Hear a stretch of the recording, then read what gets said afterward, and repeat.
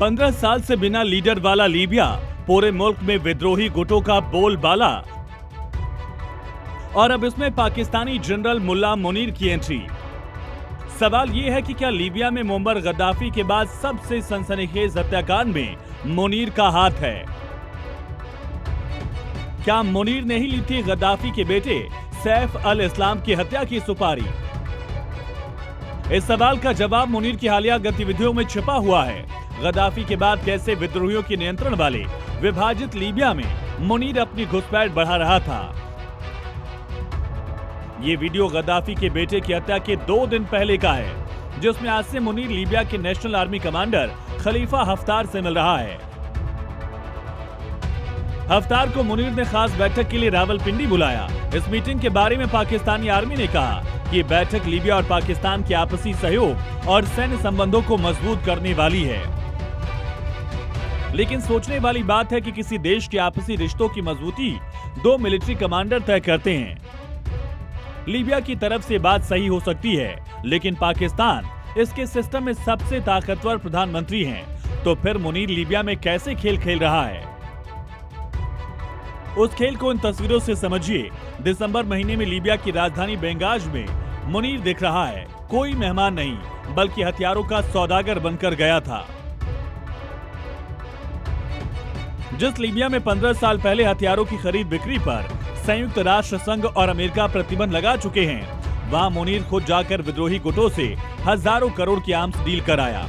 Libya पर 2011 में राष्ट्रपति मुअम्मर गद्दाफी की हत्या के बाद से ही प्रतिबंध है। यहाँ 3 विद्रोही गुट मुख्य तौर पर सक्रिय हैं। यूएन रूल के मुताबिक किसी भी गुट को या लीबिया की सरकार को कोई देश हथियार नहीं बेच सकता। लेकिन मुनीर लीबिया की मुख्य सरकार की सेना के साथ विद्रोही गुटों से भी आर्म्स डील कर रहा है। लीबिया में मुनीर ने दिसंबर वाली मीटिंग तो छिपके की, लेकिन अब सब खुल्लम खुल्ला है। यानी मुनीर लीबिया की सरकार और विद्रोही गुटों का ऑफिशियल आर्म्स सप्लायर है। तो अब गद्दाफी के बेटे की हत्या का पूरा खेल समझिए। 53 साल के सैफ अल इस्लाम की हत्या जिंटान शहर में की गई। जिंटान 2011 से गद्दाफी विरोधी गुटों के नियंत्रण वाला शहर है। विद्रोही गुटों ने 2011 में राष्ट्रपति गद्दाफी की हत्या की थी। अब 4 बंदूकधारियों ने सैफ अल इस्लाम के घर में घुसकर गोली मारी। हालांकि बहन का दावा है कि सैफ की हत्या अल्जीरिया बॉर्डर पर की गई। सैफ की जान के पीछे लीबिया के विद्रोही 2011 के बाद से ही पड़े थे। 2015 में त्रिपोली की अदालत ने मौत की सजा सुनाई, लेकिन 2017 में रिहा कर दिया गया। सैफ ने राष्ट्रपति चुनाव लड़ने का ऐलान किया था, लेकिन उससे पहले ही हत्या कर दी गई। गद्दाफी के दौर में सैफ अल इस्लाम को लीबिया का दूसरा सबसे ताकतवर शख्सियत माना जाता था। लेकिन गद्दाफी की हत्या के बाद सब कुछ बदल गया। अपने पिता के काल में हुए सारे अपराधों की सजा में भागीदार सैफ अल इस्लाम को बनाया गया और इन्हें मौत की सजा सुनाई गई।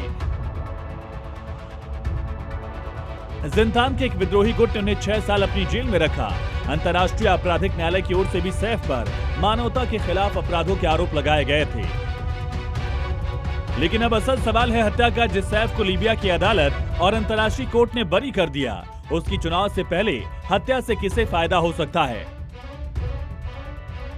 सैफ ने ऐलान किया था कि वो लीबिया की खूनी विरासत से आगे बढ़कर लोकतंत्र और चुनी हुई एकजुट सरकार के पक्ष में है। तो फिर हत्या किसने कराई? क्या लीबिया के बड़े हिस्से पर नियंत्रण रखने वाली मौजूदा सैनिक सरकार की सेना ने, या विद्रोही गुटों ने, जो लीबिया के अलग अलग हिस्सों में सत्ता चला रहे हैं? दिलचस्प बात यह है कि पाकिस्तान का जनरल मुनीर सरकार और विद्रोही गुट दोनों के साथ संपर्क में है। यानी जब तक लीबिया में मौजूदा अराजकता जारी रहेगी, पाकिस्तान का हथियार बिकता रहेगा। मुनीर खुद को लीबिया में मसीहा की तरह पेश करता रहेगा। ब्यूरो रिपोर्ट, जी मीडिया।